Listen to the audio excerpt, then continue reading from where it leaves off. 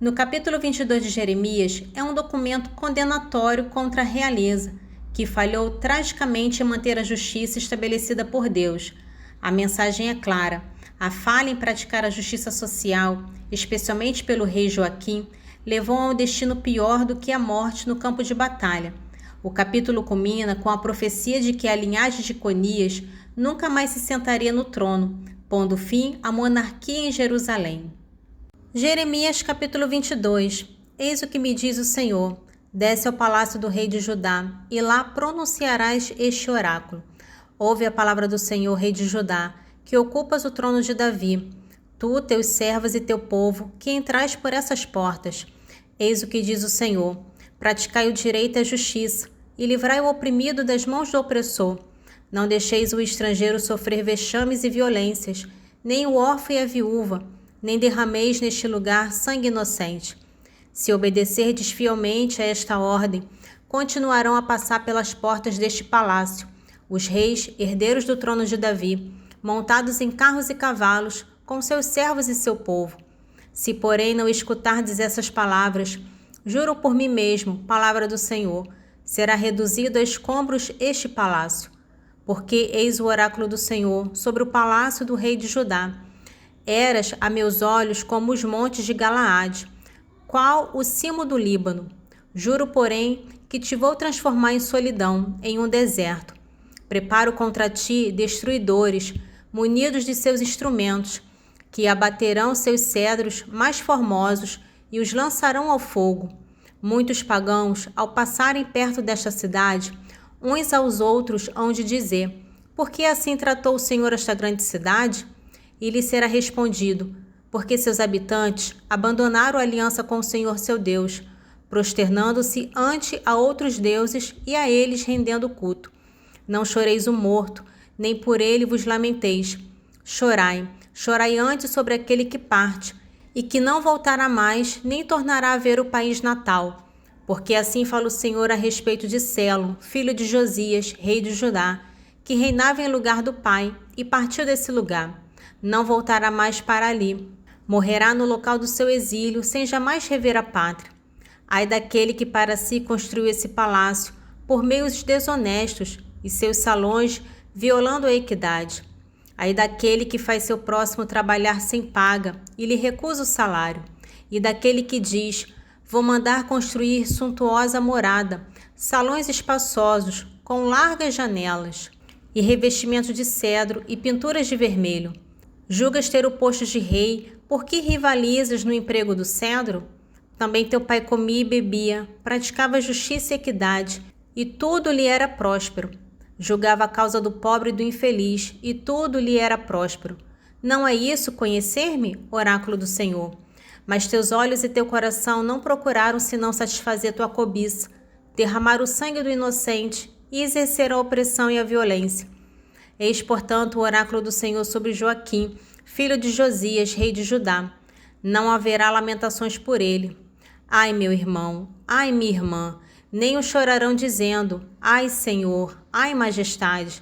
Sua pompa fúnebre será qual a do asno, e o arrastarão, jogando para fora das portas de Jerusalém. Sobe ao Líbano e clama em altas vozes, fazendo-as ressoar por Baçã. Clama do alto do monte Abarim, porque teus amantes foram esmagados. Falei-te no tempo de tua prosperidade. Disseste-me, porém, não te ouvirei, pois é este teu costume desde a juventude. Não escutas a minha voz. Serão teus pastores debaixo dos ventos, e teus amantes serão levados ao cativeiro. A vergonha e a confusão serão tua partilha por causa de tua malícia. Tu que moras no Líbano e fazes teu ninho nos cedros, quando haverás de gemer, presa das dores e das convulsões, semelhante às da mulher ao dar à luz. Pela minha vida, oráculo do Senhor, ainda que Jeconias, filho de Joaquim, rei de Judá, fosse um anel em minha mão direita, eu arrancaria. Eu te entregarei aos que odeiam a tua vida, aqueles que temes, a Nabucodonosor, rei da Babilônia, e aos caldeus. Eu te lançarei, a ti e a tua mãe, que te pôs no mundo, em terra que não é a vossa terra natal, e onde morrereis. E a terra que aspiram não tornarão a voltar. Acaso será Jeconias algum traste desprezível que ninguém mais tem em conta? Por que são repelidos ele e sua raça e atirados a uma terra que não conhece? Terra, terra, terra, escuta a palavra do Senhor. Eis o que diz o Senhor. Inscrevei este homem entre os que não deixaram descendência, entre aqueles que coisa alguma lograram em vida, pois que ninguém de sua raça conseguirá ocupar o trono de Davi e reinar sobre Judá. Nesse trecho do capítulo 23 de Jeremias é uma mensagem de condenação e esperança. Primeiro, condena a falha da liderança, os maus pastores. Segundo, oferece a gloriosa promessa do ramo justo, que é Jesus Cristo, a única fonte de justiça. Terceiro, ataca a praga dos falsos profetas, que enganavam o povo com promessas de paz, contrastando sua visão do coração com a verdadeira palavra de Deus, que anunciava o juízo iminente. Jeremias capítulo 23, dos versículos 1 ao 20. Ai dos pastores que deixam perder-se e dispersar-se o rebanho miúdo de minha pastagem, oráculo do Senhor. Por isso, assim fala o Senhor Deus de Israel, acerca dos pastores que apacentam o meu povo. Dispersastes o meu rebanho e afugentaste, sem dele vos ocupar. Eu, porém, vou ocupar-me à vossa custa da malícia de tal procedimento, oráculo do Senhor. Reunirei o que restar das minhas ovelhas, espalhadas pelos países em que as exilei e as tratei para as pastagens em que se hão de multiplicar. Escolherei para elas pastores que as apacentarão, de sorte que não tenham receios nem temores, e já nenhuma delas se extravie, oráculo do Senhor. Dias virão, oráculo do Senhor, em que farei brotar de Davi um rebento justo, que será rei e governará com sabedoria, e exercerá na terra o direito e a equidade. Sob seu reinado será salvo Judá, e viverá Israel em segurança. E eis o nome com que será chamado Javé nossa justiça. Eis porque chegarão dias, oráculo do Senhor, em quem não se dirá mais, viva Deus que tirou do Egito os filhos de Israel, mas sim, viva Deus que fez voltar os israelitas do norte e de todas as terras, aonde os exilara, trazendo-os à pátria. Aos profetas parte-se dentro de mim o coração, e se me abalaram todos os ossos. Assemelho-me a um ébrio, qual homem prostrado pelo vinho, por causa do Senhor e de sua palavra santa. A terra está cheia de adultérios, está em luto esta terra maldita. As pastagens do deserto ressecaram e os homens correm para o mal. É a iniquidade que lhes dá forças. São profanos o próprio profeta e o sacerdote. Até no meu templo encontro sua perversidade, oráculo do Senhor. Por isso seu caminho será como um caminho escorregadio nas trevas, e lá se entrochocarão e hão de cair. Pois precipitarei a desgraça sobre eles no ano em que os castigar, oráculo do Senhor. Entre os profetas samaritanos vi absurdos. Profetizaram em nome de Baal e desencaminharam o meu povo de Israel. Mas entre os profetas de Jerusalém vejo coisas hediondas, adultério e hipocrisia. Encorajo os maus para que nenhum se converta da maldade. A meus olhos são todos iguais a Sodoma e seus congêneres semelhantes a Gomorra.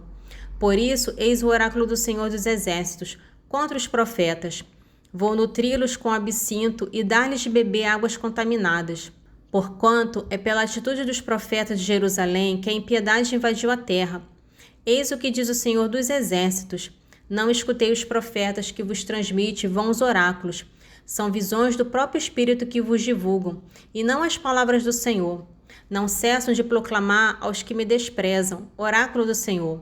Tudo irá bem para vós, e aos que seguem obstinadamente as tendências do coração, dizem ainda, nada de mal vos acontecerá. Mas qual deles assistiu à deliberação do Senhor? Quem ouviu e lhe escutou a palavra? Quem a ouviu e lhe prestou atenção? Ora, eis que explode a tempestade do Senhor, o seu furor e a tormenta que redemoinha prestes a cair sobre a cabeça dos maus. Não se acalmará a cólera do Senhor, enquanto não se executarem e cumprirem seus desígnios. Somente nos dias que virão os entenderes plenamente. Nesse trecho de Colossenses capítulo 2, é o grande apelo de Paulo para a plena suficiência de Cristo. Ele insiste que os colossenses devem permanecer arraigados nele e não se deixar desviar pelas filosofias humanas. Paulo prova que qualquer ritual ou adoração angélica é inútil, pois toda a plenitude da divindade reside em Cristo e os cristãos estão completos nele.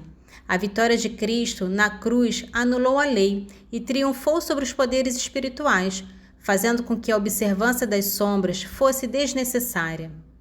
Colossenses capítulo 2, dos versículos 6 ao 23. Como de nossa pregação recebestes o Senhor Jesus Cristo, vivei nele, enraizados e edificados nele, inabaláveis na fé em que fostes instruídos com o coração a transbordar de gratidão. Está de sobreaviso para que ninguém vos engane com filosofias e vãos sofismas, baseados nas tradições humanas, nos rudimentos do mundo, em vez de se apoiar em Cristo, pois nele habita corporalmente toda a plenitude da divindade. Tendes tudo plenamente nele, que é a cabeça de todo principado e potestade. Nele também fostes circuncidados com circuncisão, não feita por mão de homem, mas com a circuncisão de Cristo, que consiste no despojamento de nosso ser carnal. Sepultados com ele no batismo, com ele também ressuscitastes por vossa fé no poder de Deus, que o ressuscitou dos mortos. Mortos pelos vossos pecados e pela incircuncisão da vossa carne, chamou-vos novamente à vida em companhia com ele. É ele que nos perdoou todos os pecados, cancelando o documento escrito contra nós, cujas prescrições nos condenavam. Aboliu definitivamente ao encravá-lo na cruz. Expoliou os principados e potestades e os expôs ao ridículo, triunfando deles pela cruz. Ninguém, pois, vos critique por causa de comida ou bebida, ou espécies de festas, ou de luas novas, ou de sábados. Tudo isso não é mais que sombra do que devia vir. A realidade é Cristo. Ninguém vos roube a seu bel prazer a palma da corrida, sob pretexto de humildade e culto dos anjos. Desencaminham-se essas pessoas em suas próprias visões e cheias do vão orgulho de seu espírito materialista. Não se mantêm unidas à cabeça, da qual todo o corpo, pela união das junturas e articulações, se alimenta e cresce, conforme o crescimento disposto por Deus. Se em Cristo estáis mortos aos princípios deste mundo, por que ainda vos deixais impor proibições, como se vivesses no mundo? Não pegues, não proves, não toques. Proibições estas que se tornam perniciosas pelo uso que delas se faz, e que não passam de normas e doutrinas humanas. Elas podem, sem dúvida, dar a impressão de sabedoria, enquanto exibem culto voluntário de humildade e austeridade corporal, mas não têm nenhum valor real e só serve para satisfazer a carne. Nesse trecho do Salmo 105, detalha o declínio moral e espiritual de Israel. O texto narra a imoralidade idolátrica de Baal-Peor, que só foi contida pela justiça zelosa de Finéias. Em seguida, o salmista responsabiliza o povo pelo erro de Moisés em Meriba. Finalmente, o pecado culmina na falha em remover os cananeus, o que levou à assimilação e ao sacrifício de crianças, o ponto mais baixo da infidelidade de Israel. Salmo 105, dos versículos 28 ao 39. Aderiram também ao Baal de Fegó, comeram vítimas oferecidas a deuses sem vida, e provocando com seus crimes, uma peste irrompeu entre eles. Mas levantou-se Finéias para fazer justiça, cessou a peste. Seu zelo lhe foi imputado como mérito, de geração em geração para sempre. Em seguida, irritaram a Deus nas águas de Meriba, e adveio o mal a Moisés por causa deles, porque o provocaram tanto. Palavras temerárias saíram-lhe dos lábios. Não exterminaram os povos como o Senhor lhes havia ordenado, mas se misturaram com as nações pagãs e aprenderam seus costumes. Prestaram culto aos seus ídolos, que se tornaram um laço para eles. Imolaram os seus filhos e suas filhas aos demônios. Derramaram o sangue inocente, o sangue de seus filhos e de suas filhas, que aos ídolos de Canaã sacrificaram. Seu país ficou manchado com esse sangue. Eles se contaminaram com homicídios e se prostituíram com seus crimes. Nesse trecho do capítulo 22 de Eclesiástico, ensina que o mal e o rancor, uma vez alojados no coração, são difíceis de remover, como uma estaca fincada. A sabedoria de Siraque reconhece a luta contra o pecado como uma batalha constante, levando o autor a uma oração final de humildade. Ele suplica a Deus, o Criador do universo, que o liberte da tirania da arrogância, insolência e da cobiça, concupiscência, para que sua alma não se perca devido aos seus próprios erros. Eclesiástico capítulo 22, dos versículos 28 ao 33. Permanece fiel ao teu amigo em sua pobreza, a fim de te alegrares com ele na sua prosperidade. Permanece-lhe fiel no tempo da aflição, a fim de teres parte com ele em sua herança. O vapor e a fumaça elevam-se na fornalha antes do fogo. Assim o homicídio e o derramamento de sangue são precedidos de injúrias, ultrajes e ameaças. Não me envergonharei de saudar um amigo, nem me esconderei da sua presença. E se me acontecer algum mal por isso, eu o suportarei. Mas quem o souber, dele desconfiará. Quem porá uma guarda à minha boca e um selo inviolável nos meus lábios, para que eu não caia por sua causa e para que minha língua não me perca? Também vamos ler o capítulo 23. Nesse pequeno trecho, são uma das orações mais diretas do livro, reconhecendo a fraqueza radical da natureza humana. O autor suplica a Deus por disciplina e controle, primeiramente sobre a língua, cuja falta de domínio pode levar à queda, e em segundo lugar, sobre os apetites internos, concupiscência e sensualidade. A oração é motivada pela convicção de que o verdadeiro sábio deve dominar-se e pelo medo da vergonha que o pecado traz. Eclesiástico capítulo 23, dos versículos 1 ao 6.